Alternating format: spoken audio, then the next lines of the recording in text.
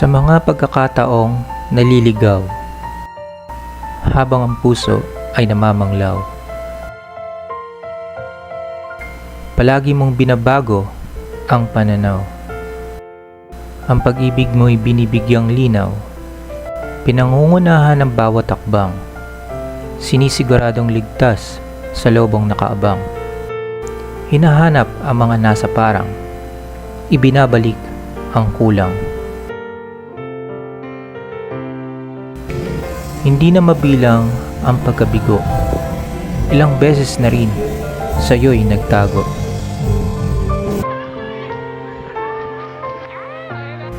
Ngunit sadyang katapatan mo'y hindi limitado. Maging ang alon ay ginawa mong kalmado. Sa piling mo, O Diyos, ay may kapayapaan at may espasyo ang kalayaan. Hindi na maliligaw pagkat ikaw ang daan. Sa'yo'y makakaasa.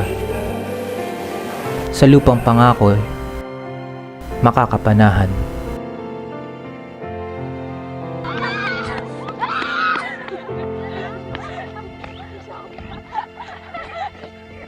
Pagod na po kami. Sobrang pagod. It's okay.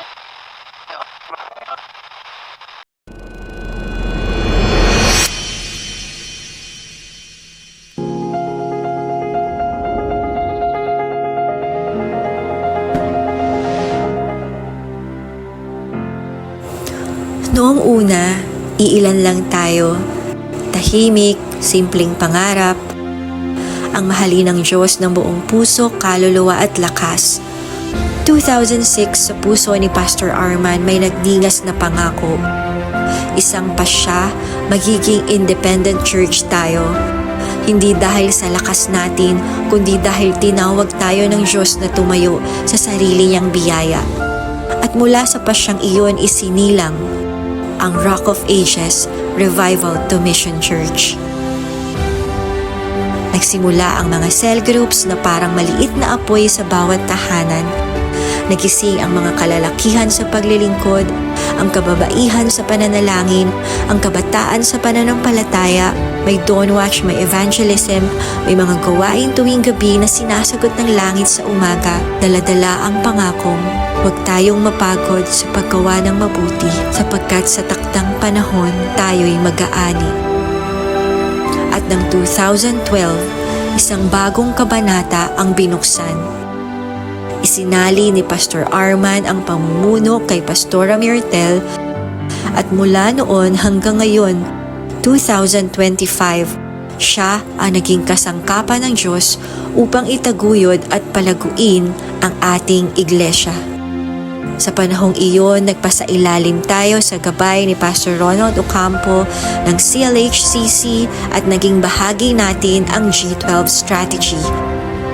Ang disiplina ng pagpaparami ng alagad at paghubog ng mga puso para sa misyon. Noon nakikisali lang tayo sa Encounter with God Retreat sa San Fernando, Pampanga sa iglesyang pinangungunahan ni Pastor Ronald. Ngunit kalaunan, dito mismo sa atin nagsimula ang sariling AGR. Dito sa ating sariling tahanan, maraming taong kumilala kay Jesus bilang Panginoon at tagapagligtas. Maraming buhay ang nabago, maraming sugatan ang napagaling, maraming kaluluwang pinalaya, at maraming nag-alay ng buhay para maglingkod sa Panginoon. At pagkatapos ng encounter, nagkaroon na rin tayo ng sariling School of Leaders, isang training ground ng mga manggagawa ng Panginoon. Kaya ng sinasabi sa 1:15:5, ang sinumang nananatili sa akin ay mamumunga ng marami.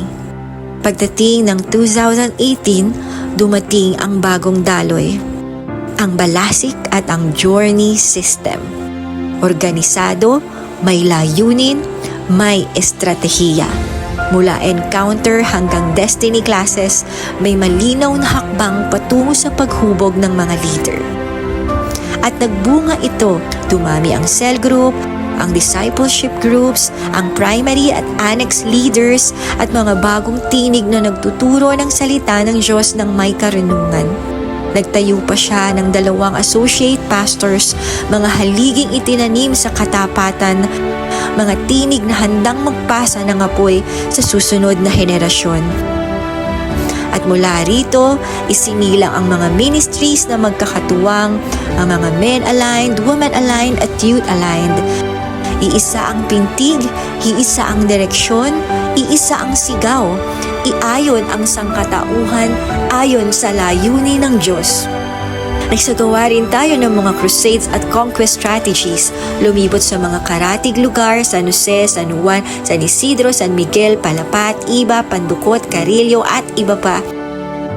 Bit-bit ang iisang pangalan, Jesus, ang bato ng aming kaligtasan. Doon may mga pusong tumugon, may mga tahanang nabuksan at may mga bahay na tuluyang nabago ng presensya niya. At nang tuluyang hindi na matuyo ang dating gusali dahil sa baha, nagpasya tayong humanap ng mas mataas na lugar at dinala nga tayo ng Diyos sa Palapat, Hagonoy. Isang bagong tahanan, hindi lang sa lupa, kung hindi sa puso. At noong March 2025, ang ating pangalan ay binago ng Diyos. Mula sa Roa Church, naging Jesus, the Rock of Ages Church Incorporated. Legal, matatag, at mas malinaw ang direksyon. At dahil sa kanyang kabutihan, ang ani ng kaluluwa ay nag-umapaw. May online church community din, abot hanggang sa mga malalayong lugar, mga nasa probinsya, mga nasa ibang bansa. Ngayon ay kabahagi na ng ating pagsamba. Ngayon, tayo rin ay tumutulong sa iba sa El Kayil, Jesus Overflowing Christian Church, Cagayan Full Gospel Church. At hanggang ngayon, may patuloy na paggabay mula kay Pastor Warwick Thorpe ng The Ark Fellowship sa New Zealand. Kaya ngayon, habang tayo'y nagdiriwang ng ating anibersaryo, tumingin tayo sa nakaraan. Hindi lang para balikan ang kanyang katapatan, kundi para magpasalamat. Ang Diyos na tumawag sa atin ay tapat at siya rin ang tutupad. Mula 2006 hanggang 2025, mula baha hanggang paglipat, mula EGR hanggang online church, mula maliit na grupo hanggang 2 gawain na umaapaw sa kaluluwa, physical man o online, iisa lang ang dahilan kung bakit tayo nandito. Si Jesus, ang bato ng ating kaligtasan, ang tapat na pastol na hindi tumigil sa paggabay. Ang Diyos na sa bawat panahon ay nagpatunay na siya'y sapat. Sa Kanya ang lahat ng papuri, ang lahat ng lakas, ang lahat ng tagumpay na ating tinatamasa. Kaya sa bawat patak ng luha, bawat sigaw ng panalangin, bawat taong lumipas ay kwento ng kanyang katapatan. At kung tatanungin mo, saan patungo ang Jesus the Rock of Ages Church Incorporated? Sasagot tayo ng may ngiti at pananampalataya. Kung saan siya mangunguna, doon tayo susunod. Sapagkat mula noon hanggang ngayon at magpakailanman, tayo ay pinangungunahan ng kanyang katapatan. You know what to do. It's time to put your phone down and raise your attitude. The God who made the birds, sea, sun, and the moon isn't somewhere far away. He is standing in the room. So let it scream, let it shout, let him know what you're about. Keep it moving and grooving. Don't leave a single doubt that today is the day that the Lord has created. Why would I sit around just waiting? Let's have a celebration. It's time to clap our hands and stomp our feet. Let's have a celebration.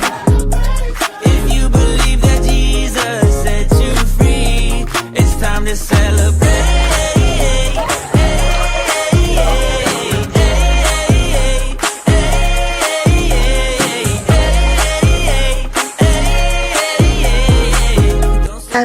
happy, blessed anniversary, Roa. And thank you for your all the service that you given to the Lord. And patuloy kayong magpagamit at patuloy kayong magbigay kaluguran sa Panginoon, dahil someday yan ay makakamit nyo lahat in front of the Lord. And you heard that God said, "Well done, my faithful servant." Happy anniversary, Roa. God bless you all. Love you. Happy 19th anniversary, Jesus the Rock of Ages Church. I'm so blessed na kayo yung papatuloy and growing and making an impact in this world through many ways that you're doing. At I pray na you will still continue to go and make disciples of all nations, of all people. I pray na lalo pa kayong lumaganap at patuloy natin together with us, with the rest of the churches, na talaga ang mission ay may panalo ang buong mundo, ang bansang Pilipinas. Tayo magsama-sama na itaguyod ang kanyang kaharian sa mundong ito, at naway patuloy na dumaloy ang mayabong presensya ng Panginoon sa inyong buhay, sa inyong church, at sa lahat ng inyong mga gawain. I declare shalom blessings to all of you. Once again, happy 19th anniversary. Happy anniversary and declaring fruitfulness sa taong ito. Pastora Miltel, pagpalain ng Panginoon ang inyong gawain. Amen. Happy 90th anniversary, Rock of Ages! Declaring Nehemiah 2:20 po sa inyong church. Bigyan po kayo ng success ng Lord sa lahat po ng gagawin sa inyong church. Be a Spirit-filled church. Declaring Isaiah 4:2, you'll be beautiful, glorious, and excellent church. Declaring Deuteronomy 20 verse 4, God's victory not only this year but the coming years to come. God bless! God bless! Hello, Rock of Ages! Happy anniversary, Pastora Miltel. Siya po ang pastora ng Christ the Living Hope sa Caloocan. Kami po ay bumabati sa inyo, mga kapatid ko. At alam ko po, pagpapalain ng Diyos ang ating church po na Rock of Ages. God bless you! Magandang gabi po sa inyo mga brothers and sisters. Sa pangalan ng ating Panginoong Yesus, kami bumabati ng anniversary. Anniversary ba? Anniversary sa church at sa inyong lahat. So, ako po ay si Sister Divine, si Brother Ariel. Ako pinaniniwala in one way or another, yung iba sa ating diyang mga kapatiran, kami po ay bumabati mag-asawa ng happy anniversary. And again, God is connecting us through isa sa way ay through prayers. Maraming salamat po and happy anniversary.